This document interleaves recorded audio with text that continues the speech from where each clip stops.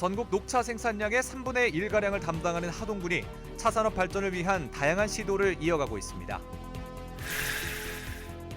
이순신 장군이 승리를 거둔 곳을 연결하고 관광자원으로 재탄생시키는 승전지 순례길 조성 사업이 사천과 남해 등 남해안 도시들의 협업 속에 추진되고 있습니다. 경남도가 올해 조직 개편을 통해 청년 전담 부서인 교육청년국을 신설하고 교육과 청년, 일자리 분야의 협력과 지원을 강화하겠다는 계획입니다. 지난해 경남의 무역 수지와 고용률, 제조업 생산 지수 등을 분석한 결과 전년도에 비해 상당 부분 개선된 것으로 나타났습니다.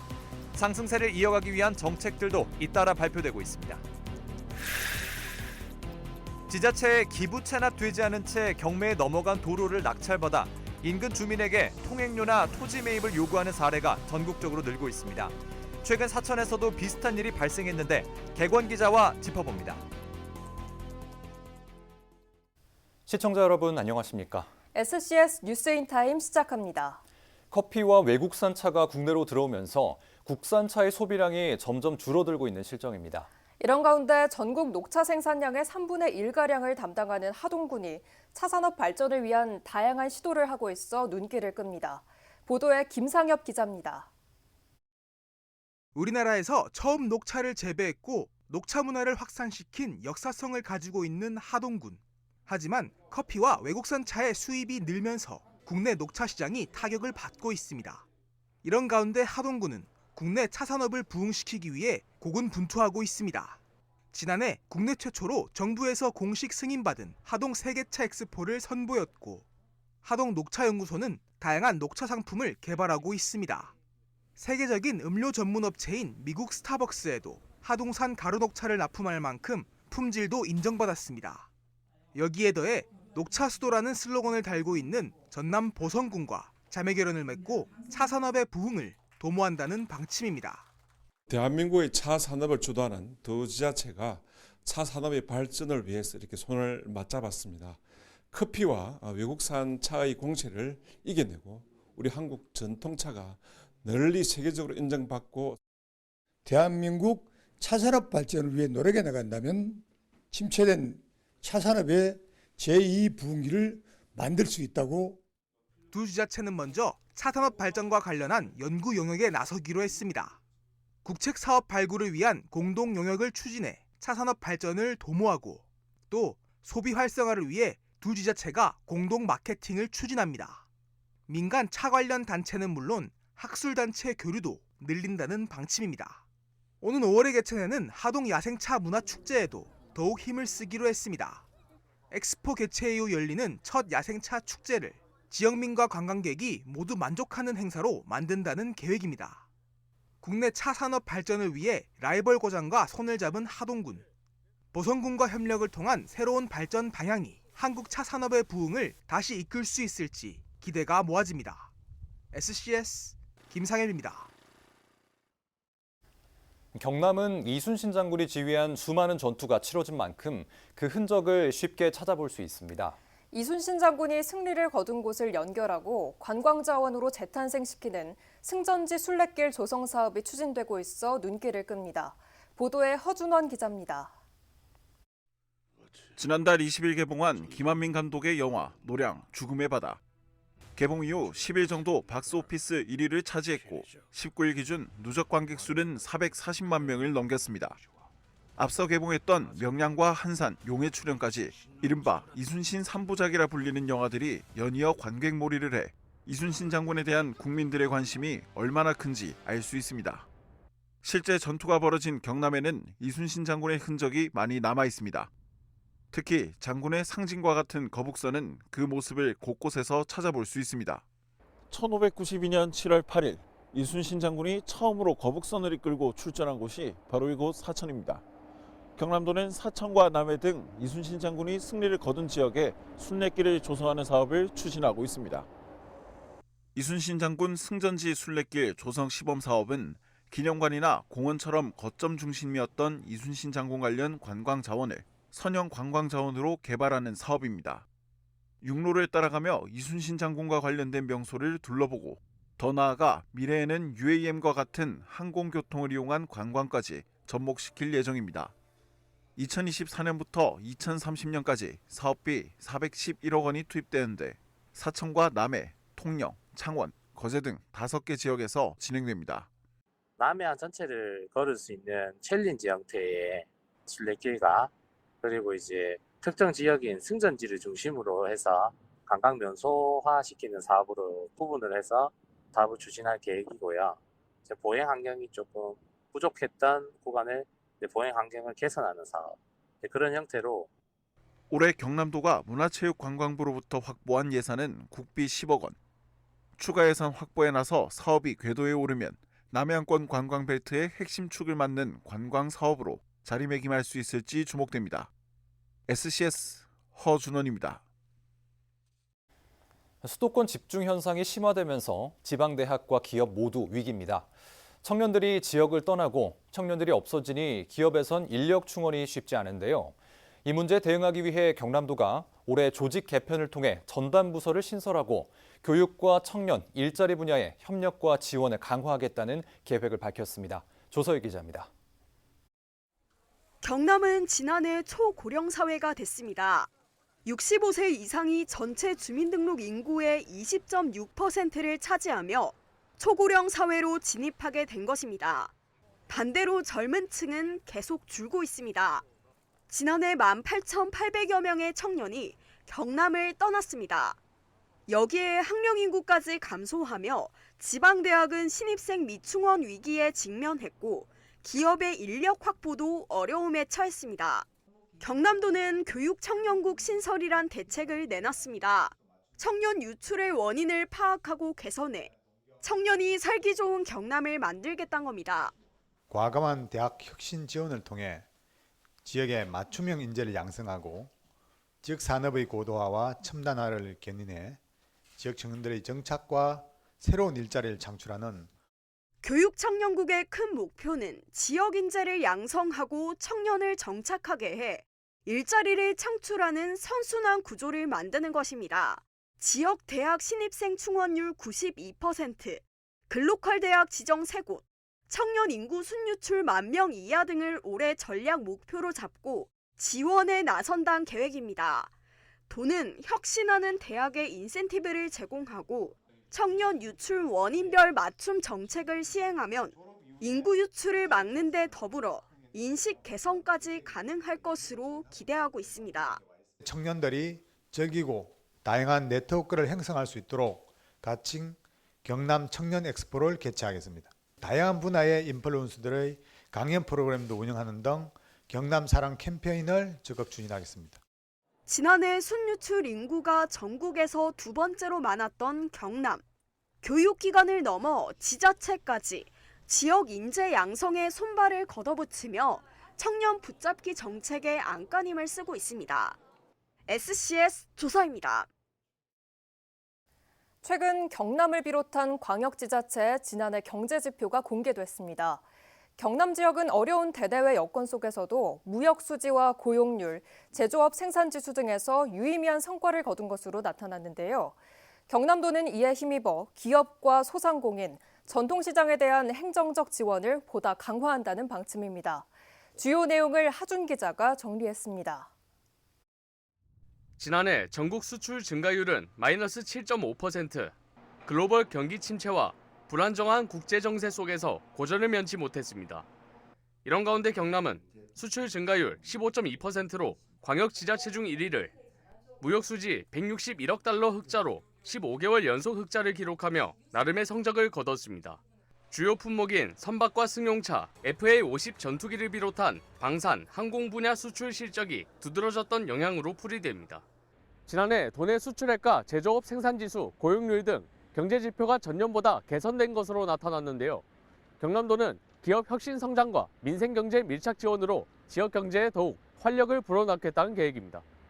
먼저 지역 기업은 규모, 성장 단계에 따라 맞춤 지원이 이뤄집니다. 초기 창업 기업에는 경영 안정금과 입주 공간을 제공하고, 성장 단계 기업은 제품 디자인과 기술 컨설팅, 공정 자동화 시 제조업 혁신 자금을, 판로 개척이 필요한 수출 중심 기업에게는 해외 마케팅과 바이어 발굴 등을 지원합니다. 중소기업 육성자금 1조 1천억 원 운영과 함께 연구개발, 제품 상품화 사업 등을 추진해서 기업의 성장 단계에 따라서 맞춤형으로 지원해 나가겠습니다. 진주 등 기존 5개소 센터는 더욱 내실 있게 운영하도록 하겠습니다.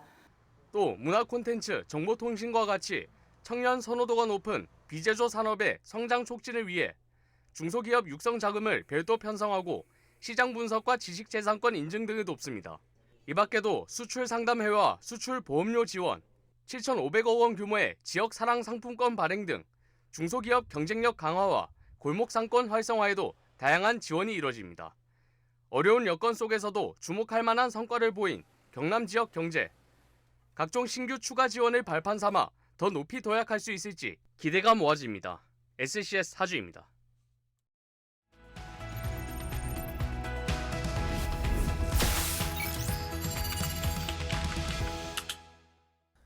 지자체에 기부 체납되지 않은 채 경매에 넘어간 도로를 낙찰받아 인근 주민에게 통행료나 토지 매입을 요구하는 사례가 전국적으로 늘고 있는데요. 이런 가운데 사천에서도 비슷한 일이 발생했다고 합니다. 뉴스사천 강무성 기자가 취재했습니다. 강무성 기자. 네, 반갑습니다. 네, 어떻게 된 일인지 자세히 설명해 주시죠. 네, 1월 초순 고장면 서정리의 한 아파트 진입로 겸 마을 안길에 한 8.4평쯤 되는 땅에 누군가 락카로 개인 사유지라고 표시했습니다. 며칠 뒤 이 아파트 각 세대 문 앞에 안내문이 붙었는데요. 자신을 지난해 12월 말 경매에서 해당 도로를 낙찰받은 사람이라 소개하는 사람이 토지 사용료를 내든가 아니면 땅을 주민이 매입하라고 요구했습니다. 만약 협의가 되지 않을 시 펜스를 설치하고 지하 수도관 등을 사천시에 철거 요구할 것이라는 내용이었습니다. 네, 인근 주민이라면 당혹스러울 것 같은데 주민들의 반응은 어떻습니까? 주민들은 황당하다는 반응을 보였는데요. 지난 사천시장 읍면동 순방 때 이 문제를 해결해 달라고 사천시에 공식 요청했습니다. 이 아파트 한 주민은 30년 전 아파트 건립 과정에서 도로가 확장 개설되었고 당연히 사천시에 기부 체납이 되어야 했어야 할 도로인데 업체 구도로 경매에 떠돌다가 누군가 낙찰받아 주민들에게 비싼 값에 토지를 매입하거나 사용료를 내라는 것이 말이 되냐고 항의했습니다.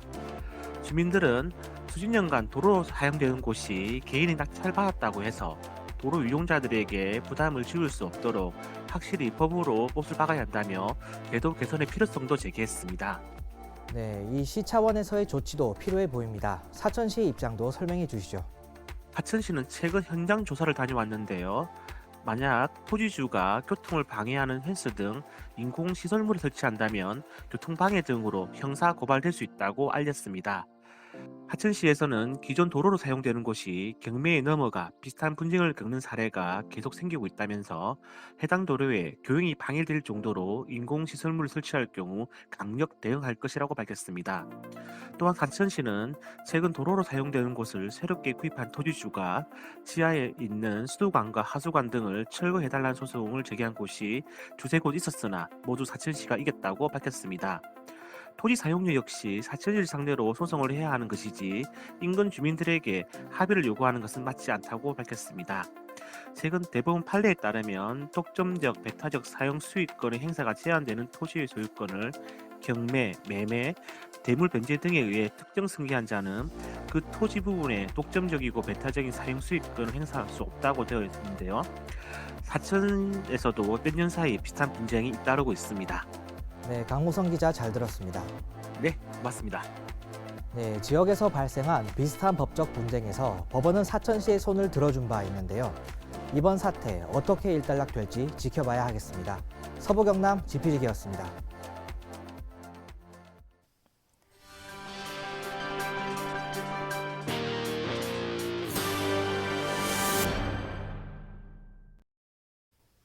진주시가 국립현대미술관 진주관 설치를 위한 행보를 이어가고 있습니다.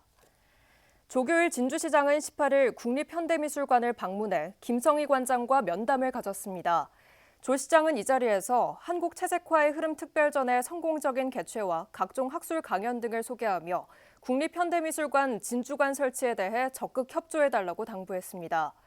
이에 대해 김성희 관장은 빠른 시일 내에 타당성 용역을 시행하고 용역 전에 국립진주박물관을 방문해 시설 현황을 둘러보겠다고 답변했습니다.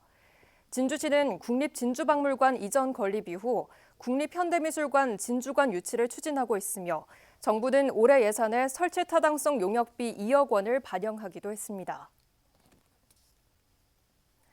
사천시 의원의 의정활동비 인상안이 적정한지를 묻는 여론조사가 진행됩니다. 이번 여론조사는 오는 29일부터 2월 2일까지 전문 조사기관이 무작위로 선정한 시민 500명에게 전화로 진행됩니다. 최근 사천시 의정비 심의위원회는 1차 회의를 열고 의정활동비를 월 150만 원으로 인상하는 것을 잠정 결정했습니다. 이번 결정은 지난해 지방자치법 시행령 개정으로 의정활동비가 월 110만 원에서 150만 원 이내로 21년 만에 인상됐기 때문입니다. 지자체별 의정활동비는 심의위원회가 적정 금액을 결정한 뒤 주민 의견을 반영해 최종 확정하게 됩니다. 장충남 남해군수가 사천시를 찾아 우주항공청 특별법 통과를 축하했습니다.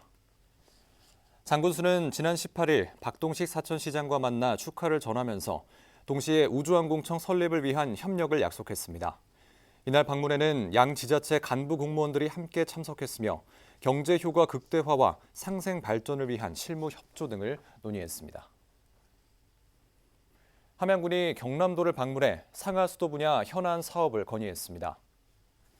주요 건의 사업은 노후 안희정 수장 정비 사업과 유림지구 농어촌 생활용수 개발 사업 등입니다. 특히 안희정 수장 정비 사업의 경우 용량 대비 용수 수요량 증가가 예상돼 부족분 확보를 위한 적극적인 재정 지원을 요청한 것으로 알려졌습니다.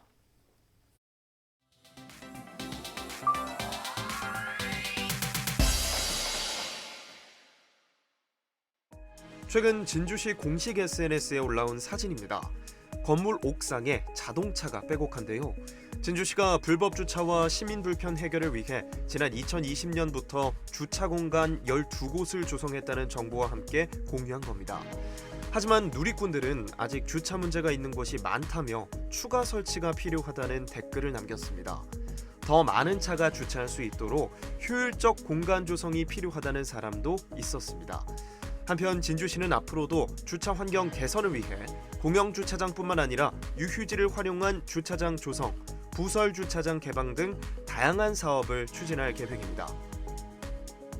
오랜 기다림 끝에 지난 9일 국회 문턱을 넘은 우주항공청 특별법, 이르면 5월 사천에 우주항공청이 개청할 것으로 보이는데요. 이를 축하하고 기념하기 위해 사천시 공식 SNS가 올린 게시글들에 환영하는 시민들의 목소리가 잇따랐습니다. 한 누리꾼은 사천이 우주항공 분야 발전에 선도적 역할을 할 수 있게 됐다며 반겼는데요. 사천이 자랑스럽다며 앞으로의 발전을 기대하는 반응도 있었습니다. 사천에서 노후를 보내야겠다며 거주 의사를 밝히는 사람도 있었습니다. 최근 저희 뉴스를 통해 사천 구경으로 꼽히는 비토섬 갯벌을 가까이에서 볼 수 있는 생태 탐방로가 조성됐다는 소식 전해드렸습니다. 생태 체험 쉼터와 포토존, 야간 조명 등 탐방로를 꾸며주는 시설도 조성돼 기대감을 높였는데요.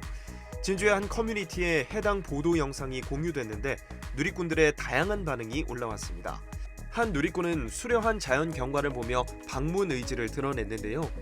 늦은 저녁 방문했었는데 감성이 있었다며 정보를 공유하는 사람도 있었습니다. 한편 사천시는 앞으로도 비토섬에 갯벌 체험장을 조성하는 등 관광 자원 개발에 힘쓸 예정입니다. 오늘의 SNS 김현준입니다.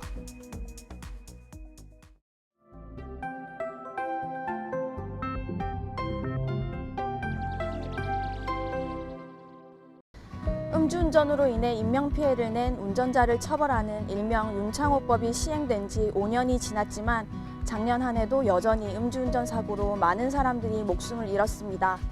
진주경찰서에서는 연말연시 음주운전 근절을 위하여 특별 단속을 실시하고 있습니다. 음주운전은 나뿐만 아니라 타인의 생명까지도 위협하는 중대한 범죄입니다.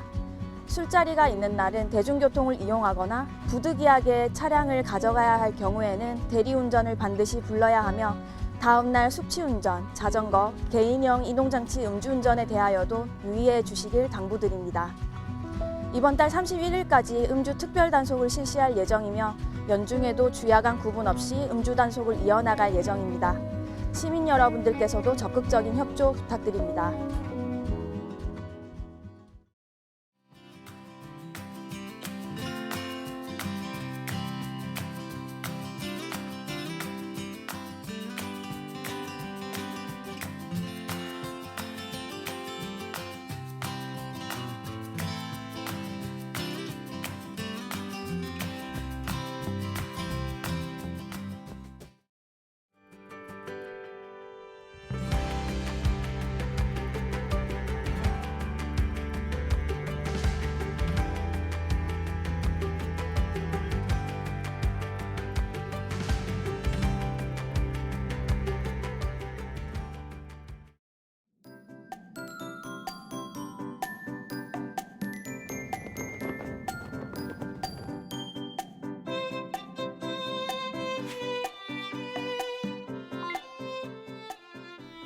이번 주말 하늘빛이 대체로 흐린 가운데 한때 비가 내리겠는데요.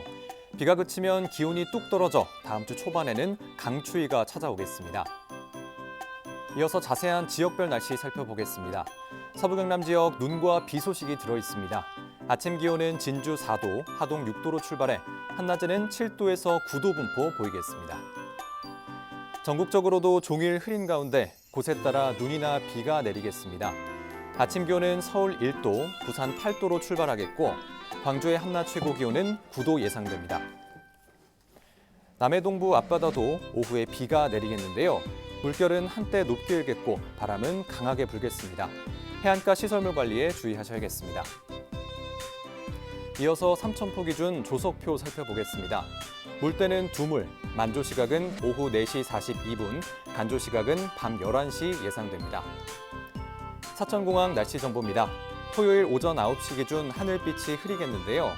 우리 지역에서 서울 김포로 가는 첫 번째 항공편은 오전 10시 55분 예정돼 있습니다. 자세한 내용은 사천공항 홈페이지에서 확인하시기 바랍니다. 이어서 삼천포 여객 운항 정보입니다. 삼천포와 제주도를 오가는 배는 토요일 휴항입니다. 주간 날씨입니다. 다음 주 화요일부터는 맑은 하늘이 드러나겠고 아침 기온은 영하권으로 떨어지겠습니다. 지금까지 기상정보였습니다.